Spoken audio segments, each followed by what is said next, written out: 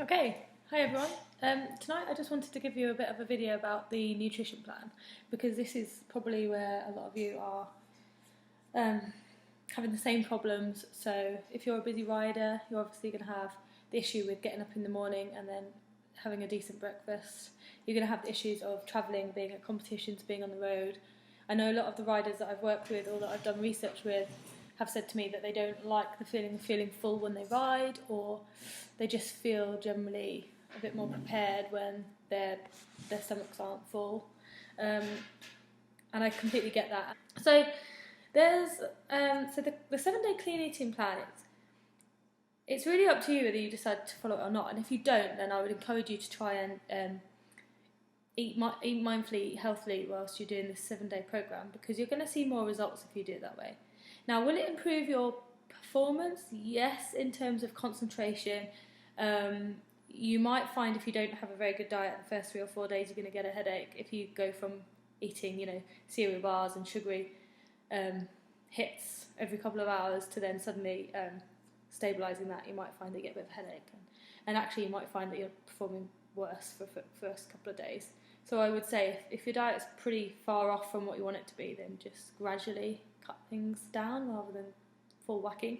That said, if you're going for a full sugar elimination, and I mean like added sugar, not just carbs from fruit and vegetables, then sometimes going cold turkey and trying to stick with it can be the best way. So you really need to get to know yourself. Anything to do with training and nutrition is going to be completely individual depending on the person. So you need to work what's for you. So work with what's best for you. So what I would say is start to track. It doesn't have to be track the calories and the macros, but at least start to write down what you're eating, what you're exercising, and how you're feeling. Because I can assure you that you will start to see patterns. I see a pattern with my cycle. I have 2 weeks where I feel like a motivated beast and I eat really healthily and I'm in the gym and I'm smashing it up, and then I have 2 weeks where I just want to eat porridge at 11 p.m. in my pyjamas.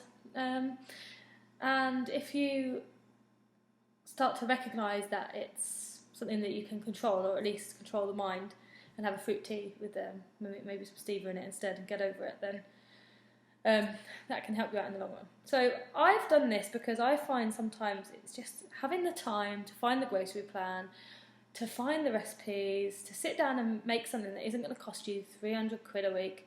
What I did was I tried to make it as cost effective as possible. Now, the reason the meal plan's vegetarian is I'm vegetarian. I cook meat for my husband and my children, but what I tend to cook for them tends to be either what I've got and then add in the meat, or they're quite plain meat eaters. They're not fussy with what they have, so they tend to have it quite plain. Things like, your egg, spinach and tomato scramble, you can easily add some ham or some bacon or some, I don't know, whatever you want to that. I'm a big believer in eating breakfast like any other meal, and therefore if you want to have steak and broccoli in the morning, go for it. I'm trying to think what else. So things like the kidney bean chilli, you could obviously add mince into that. You could add, there's something with broccoli. Broccoli and avocado salad would probably go nice with beef. I don't know what you eat, but the quinoa and sauteed vegetables might be nice with chicken. Maybe the salmon with the wild rice salad. So add to it as you want. Probably just cut down on the portion size a little bit. And this meal plan, I haven't counted it. I haven't counted the calories. I haven't counted the macros. I've just gone about it because different people have different ways that they like to eat. So some people like to just eat healthily, in moderation, have a bit of cake when they want it, and just eat healthily. And that works for some people, and some people can maintain a healthy weight and a healthy lifestyle with that. Other people need to be a bit more conscious of their portion sizes, but don't want to cut calories. So one of the things that I have used, and I'll just show you quickly.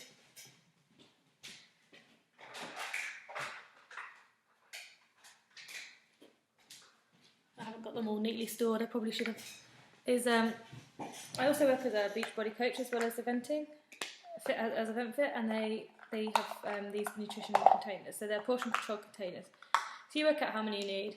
So you put your starchy carbs in here. You'd put your veggies in the green ones, your fruits in the purple one, your proteins in the red, healthy fats, nuts and seeds. And you have like these little portion control containers, and it's quite good because you don't have to count calories, and then you have, for example, I'd be allowed 4 of the pots of vegetables, 4 of the pots of protein, 3 of the carbohydrates, etc. And it's quite a good way of like working out how much you should have on your plate by sight, and that's quite good too. And the most probably scientific and obvious is to use an app like MyFitnessPal and just start tracking your food. And most people just track for calories, which is fine, and obviously working on the principle that if you expend more than what's going in, you're going to lose weight. If you keep it neutral, you're going to stay where you are, and if you take more in than you're expending, you're going to put on weight.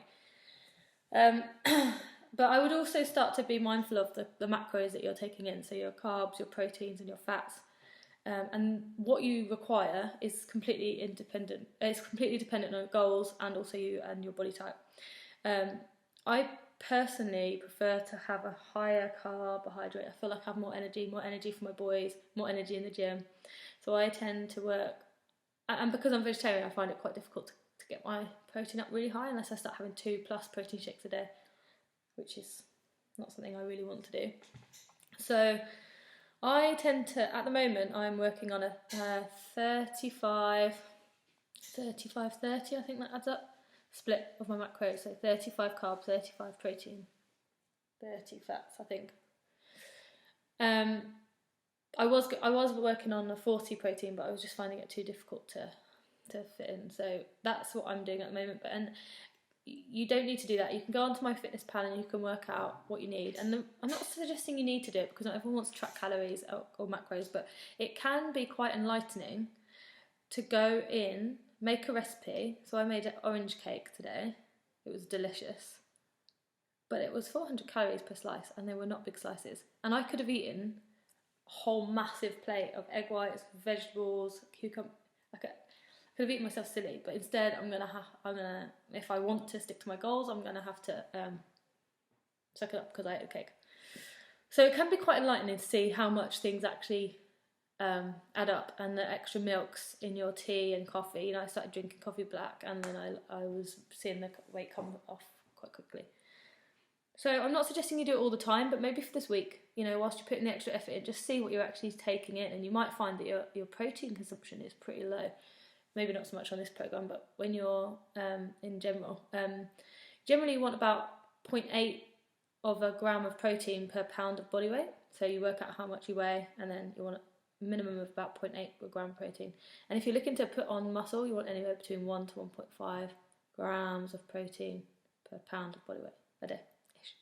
But you can work all that out on MyFitnessPal if you want to. And it works for me. Every time I start tracking, I start seeing results both in the gym, muscle tone, and also weight loss.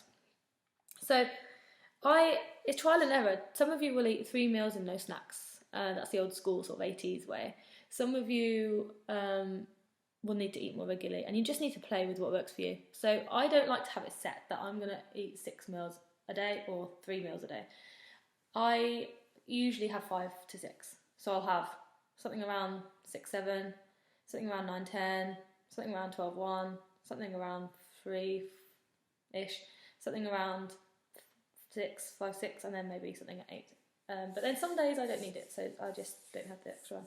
I always like to have something saved for when the kids are in bed, so I like to have some Greek yogurt with some fruit or something.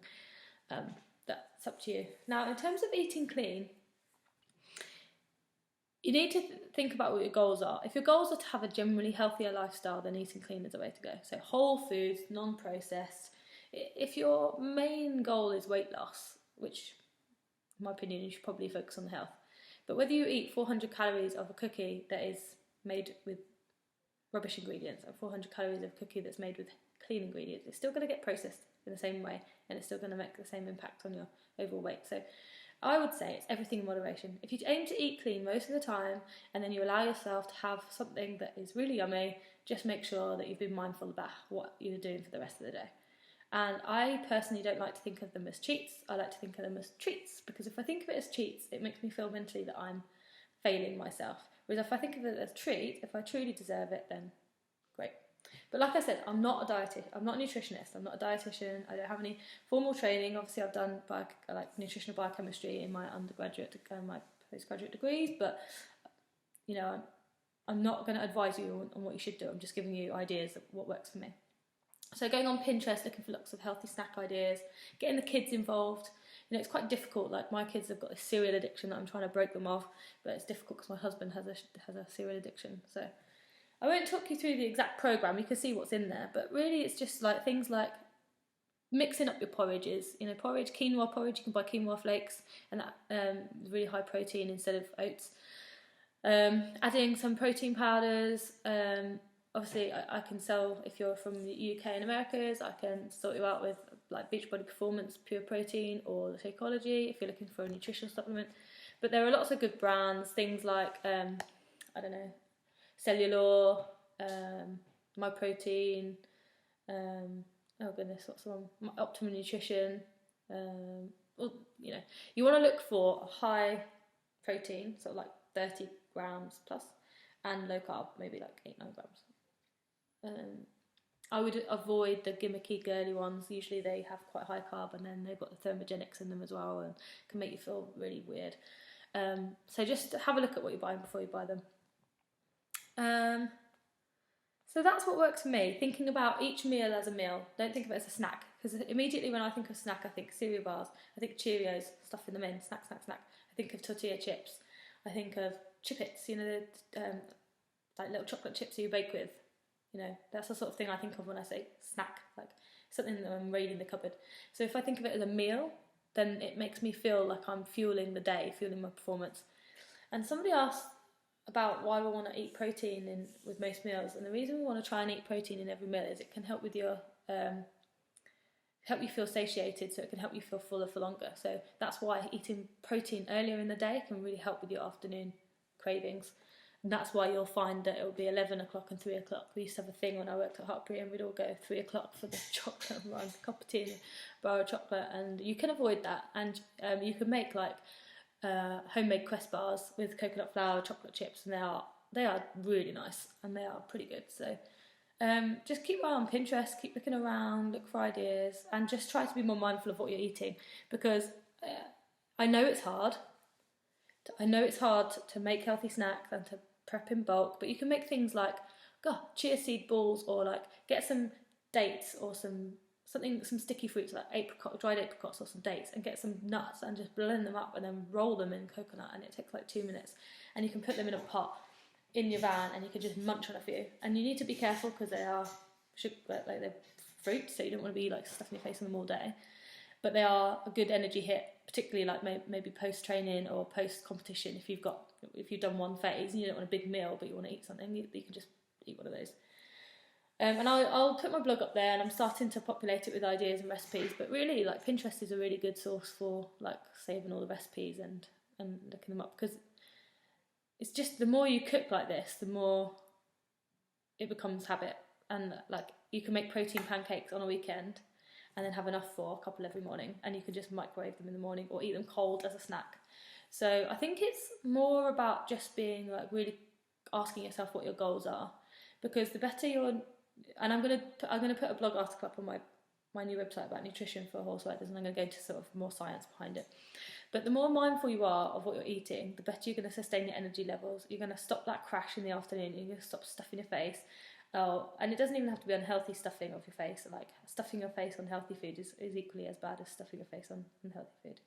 So keep it simple. Try and go back to basics. Try and cook with whole foods. A lot of these hot meals you can do in a slow cooker. So the chili you can do in a slow cooker. The cannellini bean soup you can do in a slow cooker.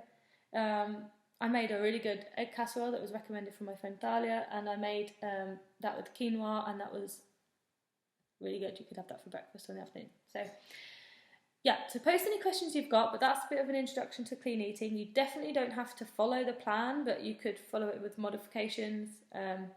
You could sub the lentils for mince, for example, and it's really just a guide for like what I would expect in terms of your drinking. You really want to try and just drink water, add some fruits to it to make it more interesting.